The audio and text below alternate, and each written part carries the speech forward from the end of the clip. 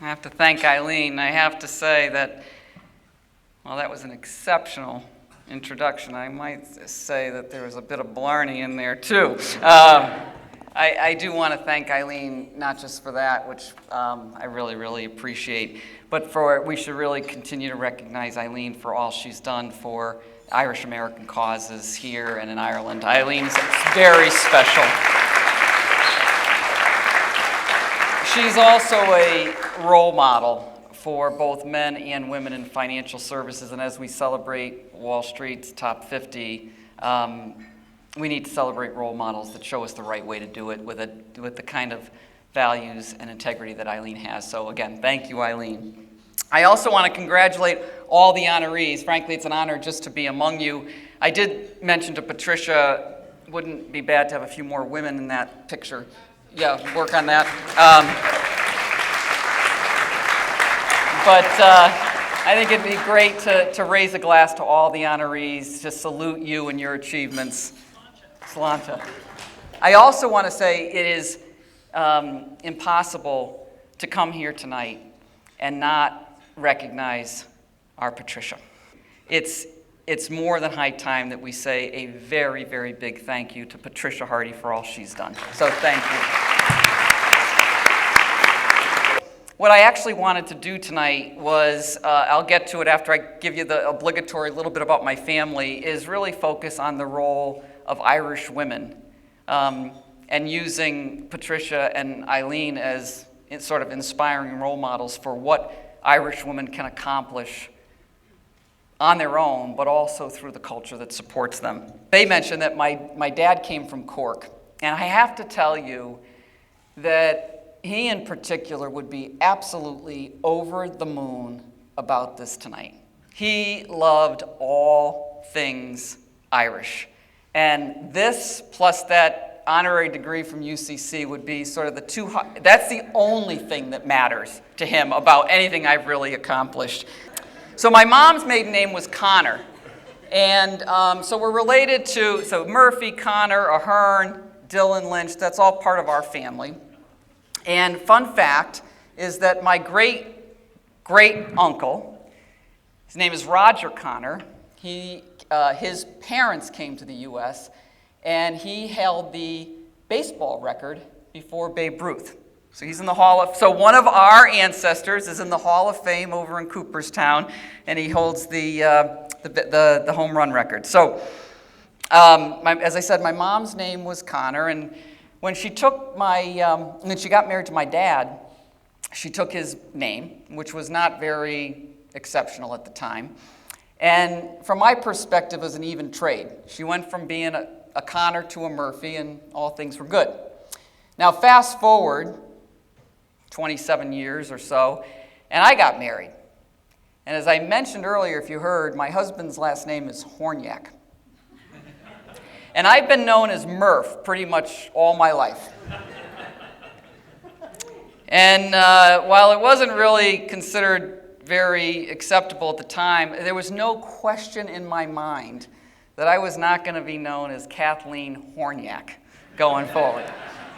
And I remember I lived in Atlanta for a couple of years when my son was little, and I was in some magazine, and they interviewed me, and they asked me what my son's name and my husband's name, and I could tell they were going to write down George Murphy.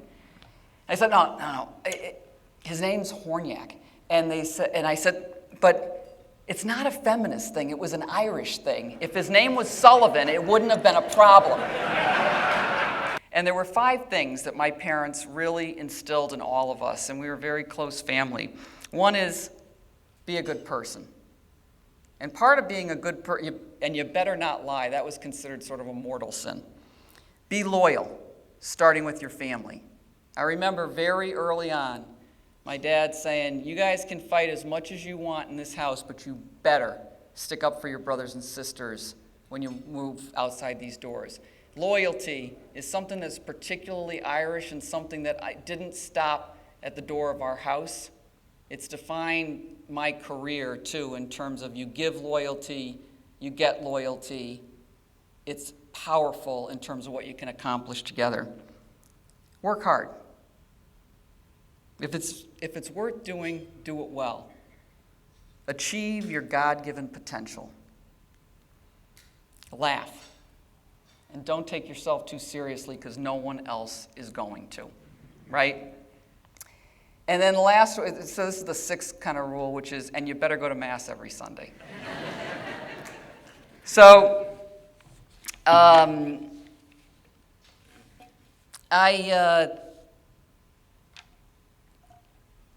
think about, when I was growing up and the sort of the rules of the road for girls and boys and what was expected of us. And we had, again, very traditional expectations. So number one, you're expected to do a lot around the house. And there was no allowance, by the way. I mean, no way were you getting paid for anything.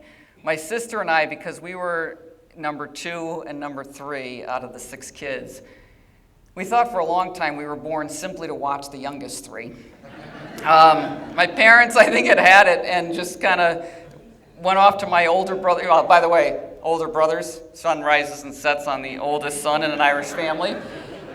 So they were busy spending time with him, and so we had to take care of those youngest 3, and we habitually lost those 3 kids. And there was always sort of the neighborhood manhunt for, where are the little Murphy kids? The girls were expected to clean, were expected to help cook the meals. The boys did the work outside, right? And I don't know why, but I rebelled against those traditions early on.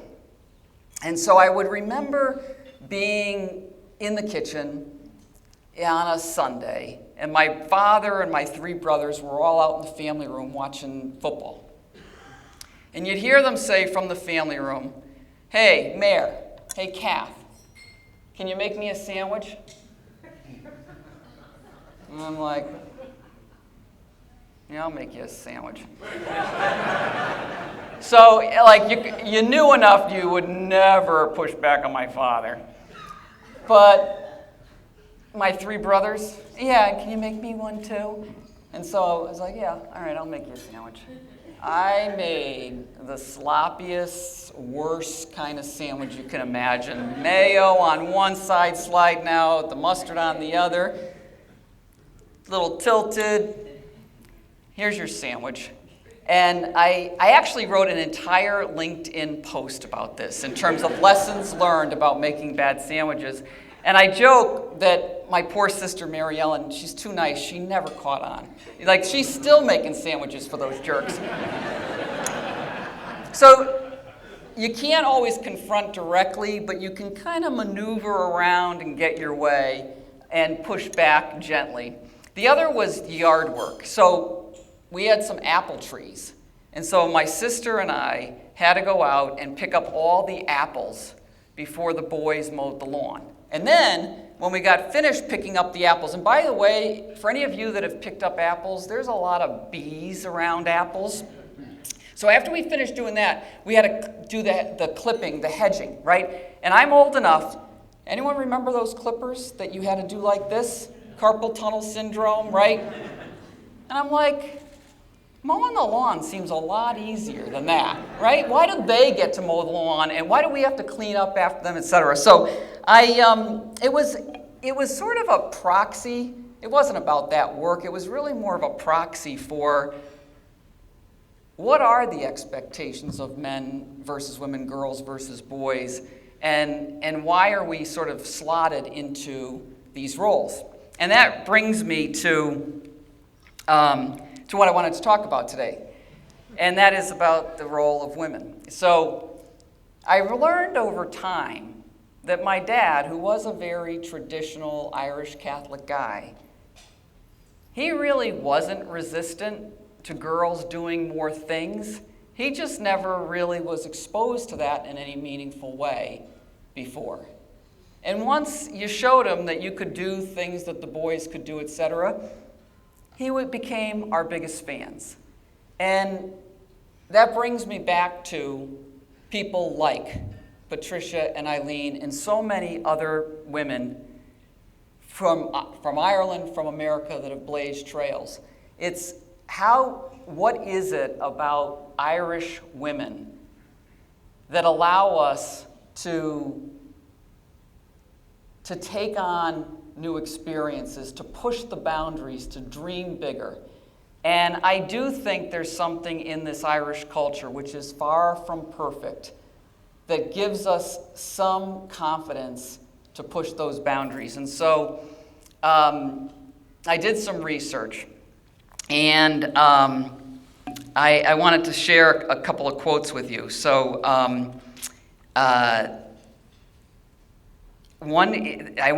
I started with Irish mythology, and I came across an interesting quote about the role of Irish women. And it said, "It is the women who are brought to the forefront as goddesses, who hold sway over kings and their lands, are warriors who fight bravely, and even monsters who devour in the night." Now let me pause on that.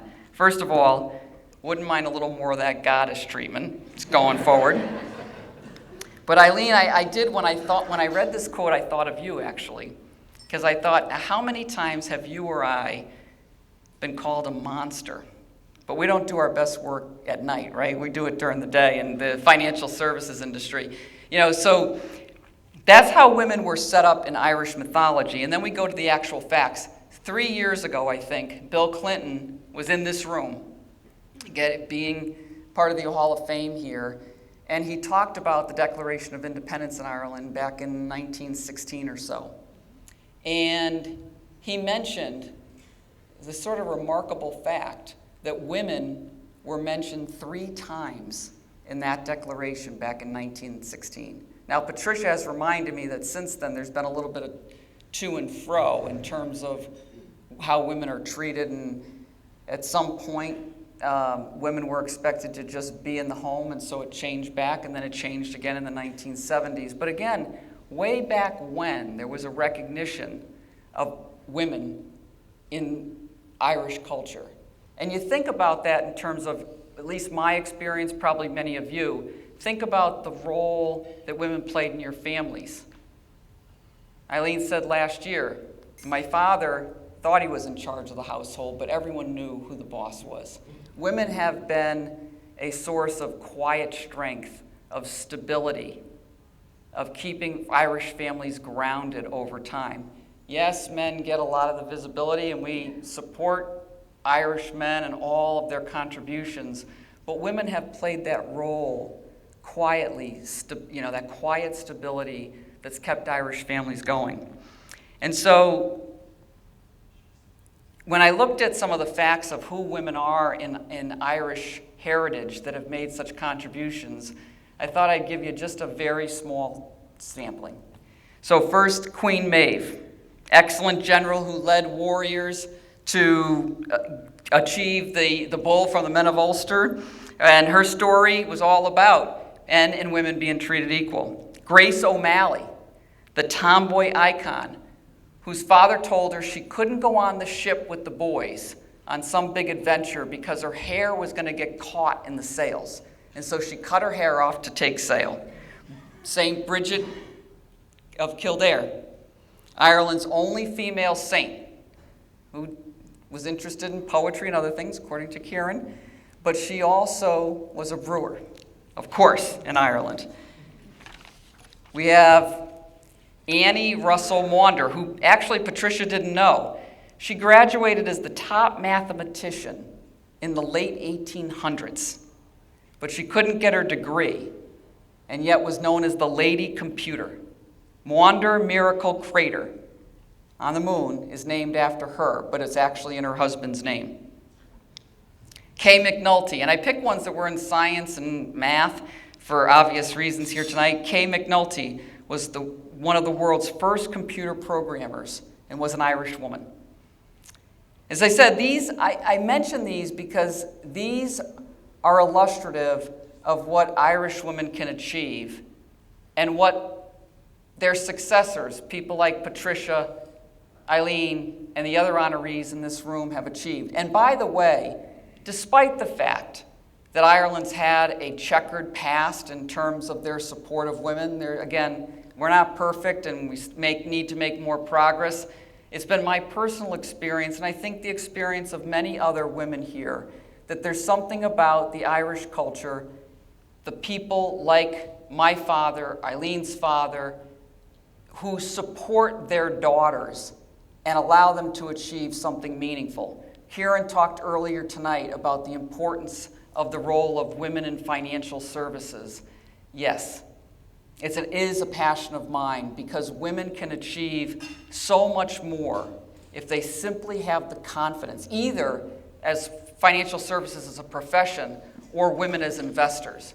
It's so important for us to have confidence to be able to achieve. And I do think those Irish values, being grounded, working hard, having common sense, knowing that somebody's got your back, that loyalty, that's so important to women succeeding. And Irish men do provide that in increasing numbers. And so tonight, while I focus on Irish women because of the role that people like Patricia and Eileen and so many others have played, it's also important to focus on the role of Irish men in helping their daughters and their sisters and their wives achieve so much that in terms of their potential. And so that Irish spunk, we don't lick it off the ground, we get it from our families. And I do think that it's